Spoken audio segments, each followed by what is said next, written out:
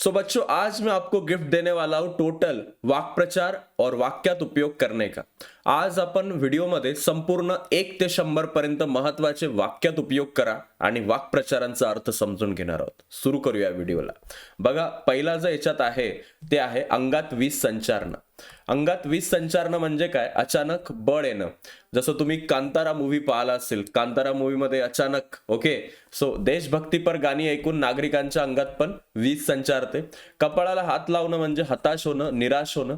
क्रिकेटचा सामना सुरू होण्यापूर्वी जोरदार पाऊस सुरू झाल्यानं प्रेक्षकांनी कपाळाला हात लावला। अंगाची लाही होणं म्हणजे अतिशय संताप होणं। पूर्ण दिवस काम करूनही पैसे न मिळाल्यानं दिनेशच्या अंगाची लाही झाली। कंबर कसणं म्हणजे एखादी गोष्ट करण्यासाठी हिमतीनं तयार होणं। आणि 10वीच्या परीक्षेत चांगले गुण मिळण्यासाठी सुरेशनं कंबर कसली, असा त्याचा तुम्ही करू शकता। कंठस्नान घालणं कितीतरी विचारतात ते वेळा। ठार मारणं, सीमेवर भारतीय सैनिकांनी शत्रूच्या सैनिकांना कंठस्नान घातलं। केसानं गळा कापणं, विश्वासघात करणं। नोकरानं चोरी करून सदाशिवरावांचा केसानं गळा कापला। कान फुंकणं, चहाडी करणं, शंका निर्माण करणं।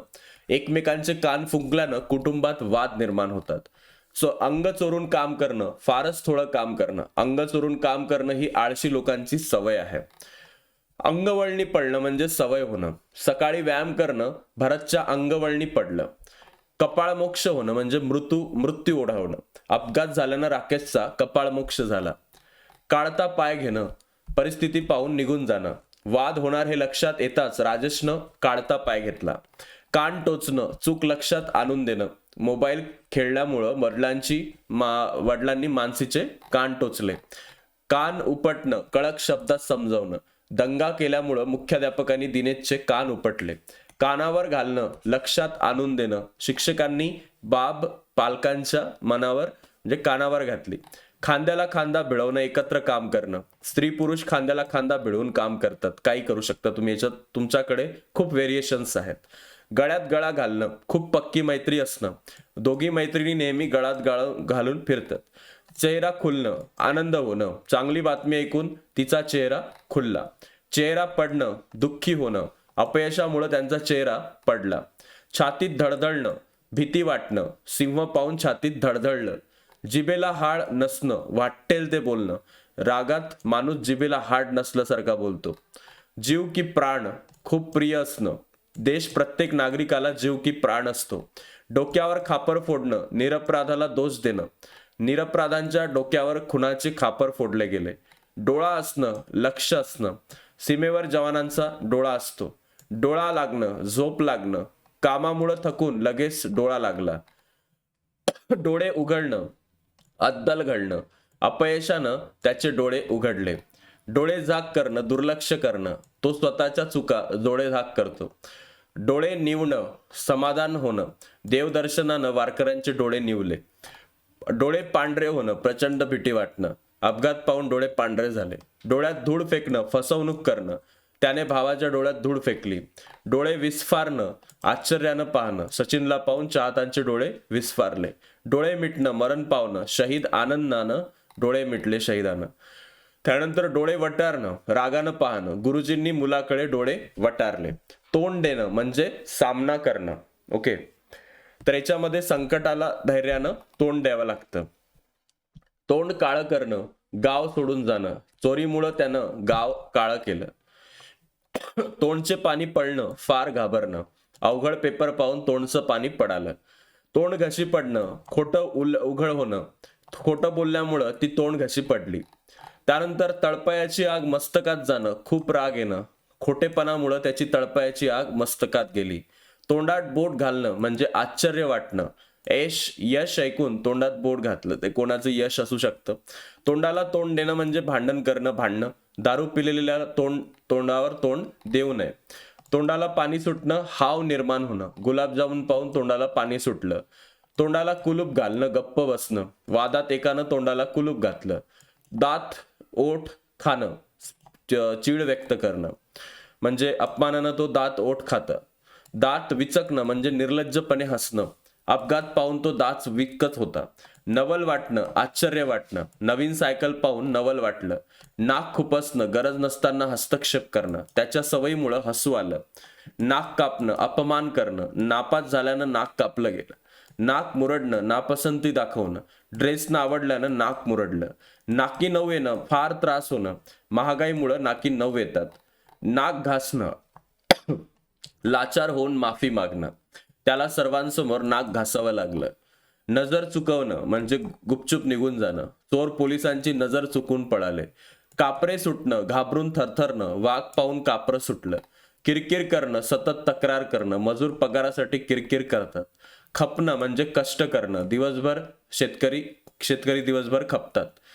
खंड न पडणं, मध्ये न थांबणं, देवपूजेत कधी खंड पडला नाही. गट्टी जमणं म्हणजे मैत्री होणं, दोघांची चांगली गट्टी जमली. भुरळ पडणं म्हणजे मोह होणं, चित्र पाहून भुरळ पडली. हेवा वाटणं म्हणजे मत्सर वाटणं, त्याच्या यशाचा हेवा वाटतो. पारंगत असणं, तरबेज असणं, तो संगणकात पारंगत आहे.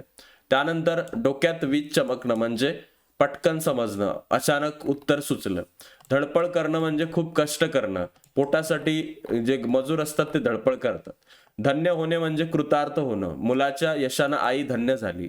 धास्ती घेणं, भीती वाटणं, पदरी येणं, स्वीकार करणं. त्यानंतर पहारा देणं, राखण करणं.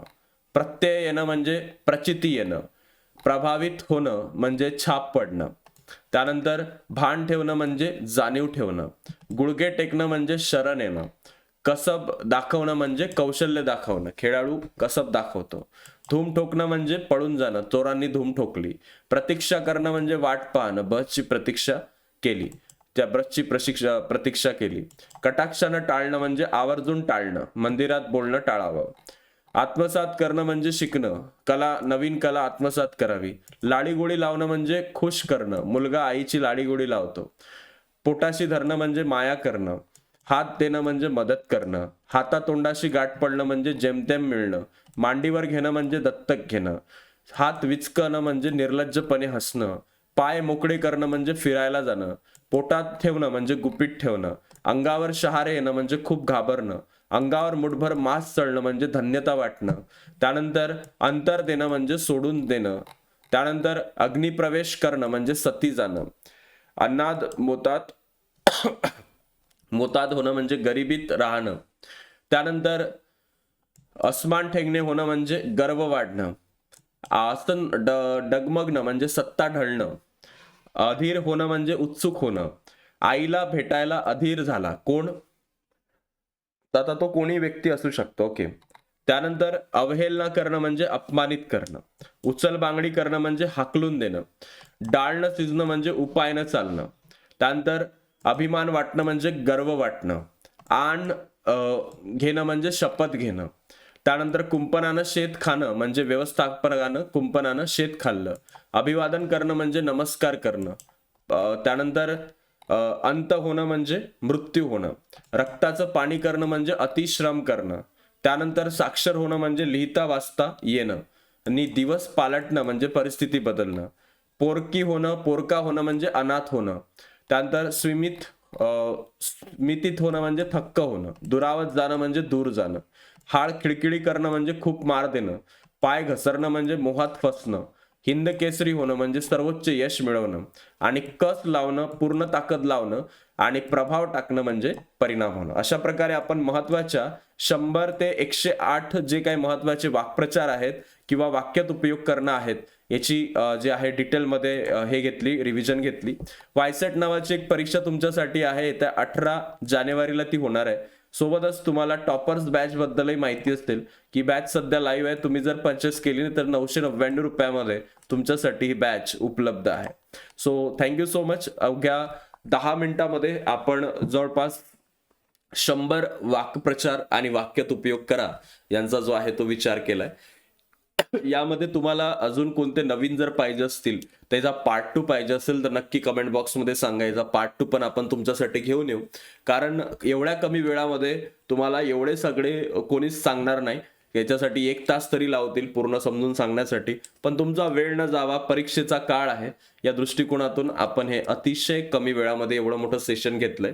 आणि तुमचे प्रश्न जे असतील ते तुम्ही टाकू शकता. सोबतच टॉपर्स बॅच बद्दल तुम्हाला सांगितलंय. यामध्ये आपले जे आता येणारे सेशन असतील हे पूर्ण प्रश्नांच्या वर बेस असतील, तर ते प्रश्नाचे सेशन असतील, त्यामुळे त्याला पाहायला विसरू नका. आणि धन्यवाद. तुमचा जर काही प्रश्न असेल तर कमेंट बॉक्समध्ये नक्की सांगा.